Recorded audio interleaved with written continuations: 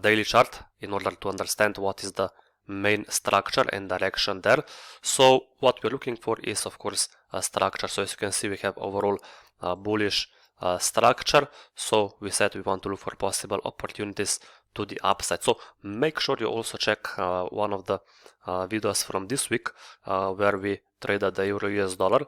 So we traded the long setup as well, so make sure you check it out. So daily structure is bullish. So if you go to the 4-hourly time frame, we want to see also the same structure as on the daily in order to increase our probabilities for the trades to work out in our favor rather than not. So that's how we increase our trading probabilities. So this vertical line is start of the trading week. So what do we see here is, as you can see, we had a low from Monday, which holded, as you can see, in the middle of the week. So overall bullish structure was there. Price was forming higher highs, higher lows. Here, as you can see, we had a lot of touches also here from yesterday. A second. Let me redraw this. So we had this high. A market retraced back yesterday. And the new higher low was formed. And then what happened? We got another push to the upside. Market moved up 50 pips.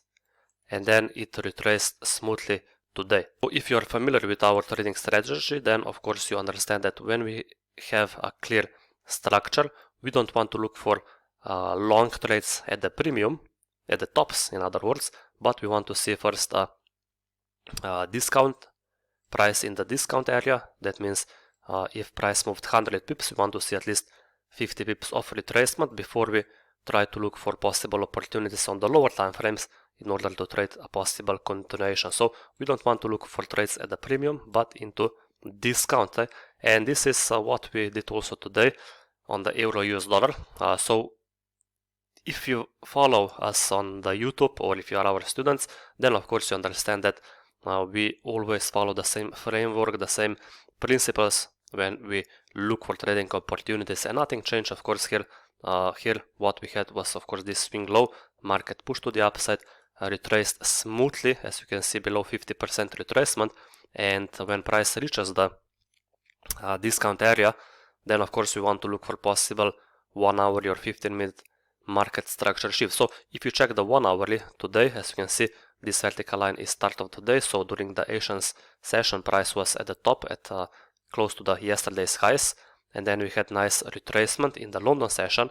And when price reached the yesterday's low here, this sell side liquidity, as you can see from yesterday, as you can see at 1.0936, we got nice market structure shift. Not on the 1 hourly, because on the 1 hourly the market structure shift was bearish, but this level was beautiful. 4 hourly discount area, yesterday's lows, a nice market structure shift, not on the 1 hourly but on the 15-minute time frame. So if you go to the 15-minute time frame, then of course you can zoom out, as you can see. So we have nice bounce from yesterday's lows, exactly by the pip. So in the Asian session, price was at tops. In the London, price moved lower, reached this sell side liquidity from yesterday, and then we had nice market structure shift. Why market structure shift? If you follow the 15-minute price action, you can see those are the Asians high up here, the London trading session high here. Price was moving into this bearish structure direction, and once price reached the yesterday's lows, we had nice market structure shift to the upside. So we had new high which broke the previous swing high here.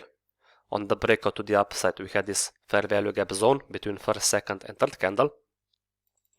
And when price starts retracing, we want to see retracement of course at least 50%. That means if we draw Fibonacci on the 15-minute from the swing low to the swing high, we want to see at least 50% retracement. So when price starts spiking here, retracing and spiking here, that's the area for your entry. So what we want to see, that's your levels to enter. You want to enter below 50% retracement at least, because what you want is of course a position and traded into the discount area. That means you have to also make sure that there is enough risk and reward ratio.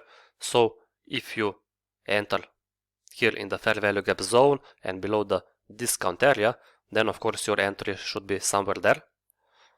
Your stop loss will be below the lows of the day, below the lows in this New York and London session, so in this case around 12 pips. Your target could be this buy side liquidity over the highs in the New York session around 22 pips, or if you want to aim for more, you could target the London and Asian sessions high up here around 36 pips. So we are talking about at least 2 up to 3 times in terms of risk and reward ratio. So well done to all the students. And yes, that's it. And after you close the trade in the buy side liquidity here or at the highest of the day, then that's it. You just close the trade. You don't care anymore what the trade will do after, because you understand that you traded based on the structure, and you don't care what the market do after it. So you just traded your process, and that's it. If after you have entered, price reaches the stop loss, it's okay. You have followed the plan.